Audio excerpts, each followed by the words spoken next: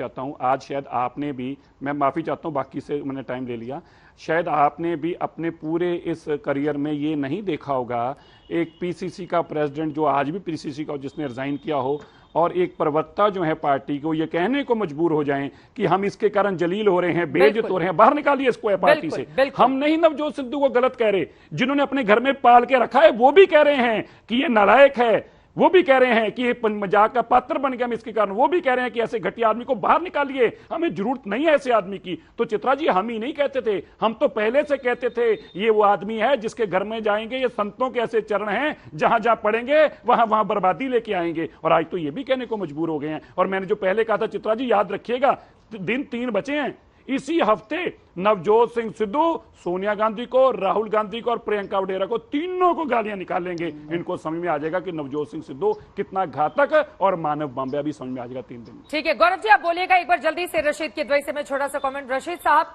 तो फिर ऐसे आदमी को घर में बिठा के क्यों रखा है कांग्रेस पार्टी ने, अगर घर के भीतर से ही इस तरह की मुखर आवाजें हैं उनको लेकर कि उनके कारण पंजाब कांग्रेस का ये हाल हो गया है कि लोग मजाक बना रहे हैं?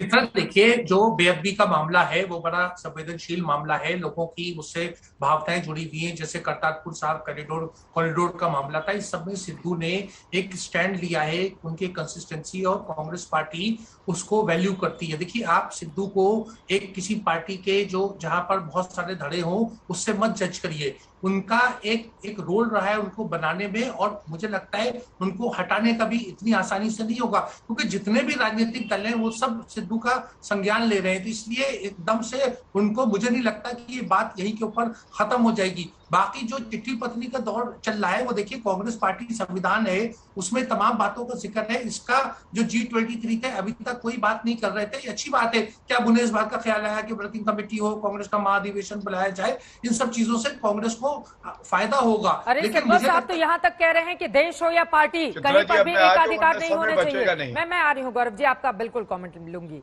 देश हो या पार्टी, कहीं पर भी एकाधिकार किसी का भी नहीं होना चाहिए, सिब्बल साहब की लाइन है। तो इससे तो सीधा निशाना गांधी परिवार के लिए। जी चित्रा, ये सिब्बल साहब को जब यूपीए में मंत्री बने थे उस समय भी पता होना चाहिए था कि एक पार्टी का अधिकार है, कोई यूपीए चेयरपर्सन है। और जहां तक गौरव भाटिया जी कहे जा रहे हैं, देखिए हर राज्य में उठापटक होता है। चित्रा, आप उत्तर प्रदेश से आइए, आपने देखा कि पिछले कुछ महीनों भाजपा में अंदर खाने कितनी उठापटक हुई। उसके बाद आप कर्नाटक देखिए, आप उत्तराखंड देखिए, आप गुजरात देखिए, आप मध्य प्रदेश देखिए। हाँ, वो जरूर है जहां प्रधानमंत्री होते हैं, जहां एक लोकप्रिय प्रधानमंत्री होते हैं, वहां सब चीजें मैनेज हो जाती है। लेकिन राजनीति में महत्वाकांक्षा की अपनी जगह है, उसको आप नकार नहीं सकते। गौरव भाटिया जी, राज्य में तो आपके घर भी शीशे के हैं, ये बोल रहे हैं रशीद किदवई।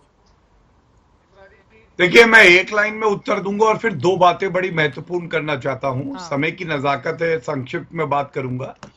चाहे वो गुजरात हो, चाहे वो कर्नाटका हो, चाहे कहीं और हो, उत्तराखंड हो, जब मुख्यमंत्री बदले गए भाजपा शासित राज्यों में, तो जो बाहर जाते हुए मुख्यमंत्री थे उन्होंने कहा कि हमें जनता की सेवा करने का अवसर दिया, हम पार्टी का धन्यवाद करते हैं।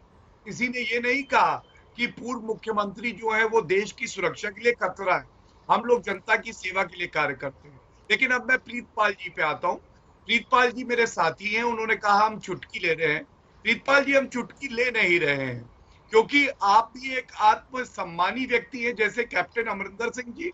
आपकी जगह कांग्रेस में है ही नहीं। और कांग्रेस पार्टी आज जो है चित्रा जी, उस तरह से है जैसे एक पीकदान होता है ना, घर में रखा होता है। घर का हर व्यक्ति आता है, चाहे कपिल सिब्बल जी हो, गुलाम नबी आजाद हो, उसके बाद मनीष तिवारी जी हो, संदीप दीक्षित जी हो, हर कोई उसमें थूक के चला जाता है। ये हम लोग की चुटकी नहीं है, ये आपके कुकर्म है। और अब दूसरी बात मैं आपको बताता हूँ ऐसा हुआ क्यों है। 2.5 साल से आपके पास एक अध्यक्ष नहीं है, आप चुन नहीं पाए। 2 साल से सोनिया गांधी जी अध्यक्षा तो अपने आप को कहती हैं, लेकिन ना रायबरेली गई है और ना किसी भी चुनाव प्रचार में गई है। खंडर में ईंट नहीं है और सिद्धू जी कहते हैं मैं ईंट से ईंट बजा दूंगा। सिद्धू जी उस खंडर की ईंट बजा रहे हैं जिसमें ईंटें ही नहीं।